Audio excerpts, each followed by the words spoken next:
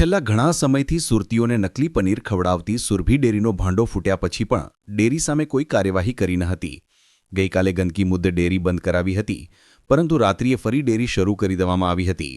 પાલિકાની કામગીરી સામે હોબાળો થતાં આખરે આજે અડાજણની સુરભી ડેરી સીલ કરવામાં આવી હતી. દિલ્હી મુંબઈ એક્સપ્રેસ વે પર આજે એક અત્યંત કરુણ અકસ્માત સર્જાયો છે. મધ્યપ્રદેશના રતલામ નજીક ભીમપુરા ગામ પાસે મહી નદીના પુલ પરથી એક કાર નદીમાં ખાબકી હતી. આ ભીષણ દુર્ઘટનામાં કારમાં સવાર 5 લોકોના મોત નીપજ્યા છે. દ્રોણના ખાંખરા ગામમાં રહેતી શ્રમિક પરિવારની નવપરિણીતાનો ઝેરી દવા પી લઈ આપઘાત.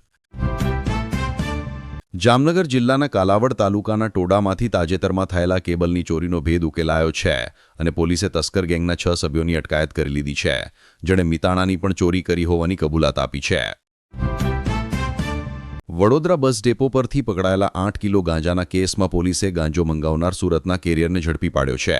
ગઈ તારીખ 8મી ઓક્ટોબરે સયાજીગંજ પોલીસ દ્વારા વડોદરા એસટી ડેપો ખાતે વોચ રાખી 8 કિલો ગાંજા સાથે ઓરિસ્સાના શંકર સરધાને ઝડપી પાડ્યો હતો. વડોદરામાં રહેણાંક વિસ્તારોમાં મગર આવી જતા હોવાના બનાવોનો સિલસિલો સતત જારી રહ્યો છે. ગઈ રાત્રે આવા જ એક બનાવમાં ગામના મંદિર સુધી આવી ગયેલા મગરનું ભારે જહેમત બાદ રેસ્ક્યુ કરવામાં આવ્યું હતું. અમદાવાદના ફતેવાડી વિસ્તારમાં આવેલા નૂર મોહમ્મદ પાર્ક નજીક 2 જૂથો વચ્ચે મોડી રાતે અથડામણની ઘટના સામે આવી છે, જેના પગલે વિસ્તારમાં થોડા સમય માટે તંગદિલીનો માહોલ સર્જાયો હતો. માહિતી મુજબ એક યુવતી સાથે છેડતીની કથિત ઘટના અને અગાઉના ઝઘડાને કારણે બંને જૂથો સામસામે આવી ગયા હતા અને પથ્થરમારો તેમજ લાકડીઓથી એકબીજા પર હુમલો કર્યો હતો. દર્શક મિત્રો, આગળના સમાચાર પહેલા એક વિનંતી છે. જો હજી તમે અમારી ચેનલ વિશ્વદર્શન સબસ્ક્રાઇબ નથી કરી તો એકવાર કરી લેવાના મળે વિનંતી. નવસારીના બિલીમોરામાં આઘાતજનક ઘટના. 2 માસૂમ બાળકોનું ગળું દબાવી માતાએ કરી હત્યા. ગાંધીનગરમાં ગુમ થયેલી 9 વર્ષની બાળકીની પ્લાસ્ટિકના કોથળામાંથી લાશ મળી. 3 શંકાસ્પદની અટકાયત.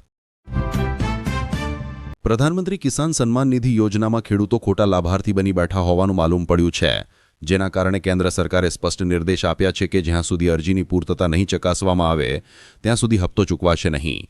ઉલ્લેખનીય છે કે કેન્દ્ર સરકારે અત્યાર સુધી 35.44 લાખ ખોટા લાભાર્થી ખેડૂતોના નામ કમી કર્યા છે. વર્તેજ પોલીસ મથકમાં 2 માસ પૂર્વે નોંધાયેલા એટ્રોસિટી અને મારામારીના કેસના આરોપીને એસટીએસટીને પેરોલ ફરલો સ્ક્વોડની ટીમે ભરતનગર પોલીસ મથકમાં ફરજ બજાવતા મહિલા પોલીસ કર્મચારીના ઘરેથી ઝડપી પાડ્યો છે. રાજકોટ ભાવનગર હાઈવે પર શાંપરામાં આવેલી મશીનરીની કંપનીના કોમ્પ્યુટર ઓપરેટરે કંપનીના ડાયરેક્ટરને અપશબ્દો કહી ધમકી આપી જાનથી મારી નાખવાની ધમકી આપી હતી. બોટાદ જિલ્લાના રાણપુર તાલુકાના અડો ગામના આશ્રમમાં છરીની અણીએ 2 શખ્સોએ આધેડ સાથે લૂંટ આચરી છે. બાઇક પર આવેલા 2 શખ્સોએ આધેડને છરી બતાવી ₹10,000ની લૂંટ કરી નાસી છૂટ્યા હતા. ગુજરાતમાં છેલ્લા એક જ વર્ષમાં વેપારીઓનું અંદાજે 50 કરોડનું સોનું લઈ બંગાળી કારીગરો ભાગી ગયાનું અનુમાન છે. વધુ 2 વેપારીનું ₹1.7 કરોડનું સોનું બંગાળી કારીગરો અળવી ગયાના કિસ્સા બહાર આવ્યા છે. ઉના તાલુકાના નવા બંદરમાં આવેલી એક મસ્જિદમાંથી 3 કાશ્મીરી શખ્સો શંકાસ્પદ હાલતમાં પકડાયા છે. આ મામલે પૂછપરછ કરતા તેણે મદ્રસા માટે ફાળો લેવા આવ્યાનું રટણ કર્યું હતું. સંવેદનશીલ દરિયાઈ સરહદે આવેલા લુફા બંદરે 1.5 વર્ષથી નિર્માણ પામી રહેલી કોસ્ટગાર્ડ જેટીનો એક પિલ્લર આજે સવારે ધડાકાભેર ધરાશાયી થઈ જતા અફરાતફરી મચી ગઈ હતી. વિશાળ જેટીના તૂટેલા એક ભાગના સિમેન્ટ કોન્ક્રીટના કાટમાળ સાથે 3 શ્રમિકો પણ દરિયાના પાણીમાં ખાબક્યા હતા. સાબરમતી નદી કિનારે આવેલા લેકાવાડા ગામમાં દીપડો દેખાયો હોવાની વાતે જોર પકડ્યું હતું અને સોશિયલ મીડિયા મારફતે આ વાત થોડીક જ વારમાં વાયરલ થઈ ગઈ હતી. ખેતરમાં રાત્રિના સમયે દીપડો ફરતો હોવાના વિડીયો અને ફોટા પણ વાયરલ થવા લાગ્યા હતા. ગાંધીનગર જિલ્લામાં ગેરકાયદે રેતી ખનનની વહની પ્રવૃત્તિઓ પર અંકુશ લાવવા માટે દિવસ અને રાત્રે પણ ભૂસ્તર તંત્ર દ્વારા ચેકિંગ વધારી દેવામાં આવ્યું છે, જે અંતર્ગત એક જ દિવસમાં જિલ્લાની અલગ અલગ જગ્યાએથી કુલ 11 ડમ્પરો ઓવરલોડેડ તથા રોયલ્ટી પાસ વગર વહન કરતા હોવાનું સામે આવ્યું.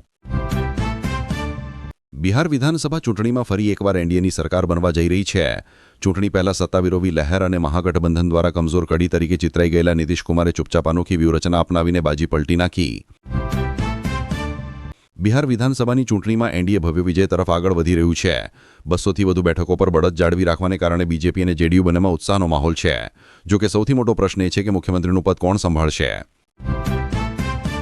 એનડીએ ફરી એકવાર સત્તા પર પોતાની પકડ મજબૂત કરી રહ્યું છે, ત્યારે કોંગ્રેસે તેની દુર્દશા માટે સીધો દોષનો ટોપલો ચૂંટણી પંચ અને સ્પેશિયલ ઇન્ટેન્સિવ રિવિઝન પ્રક્રિયા પર ઢોળ્યો છે.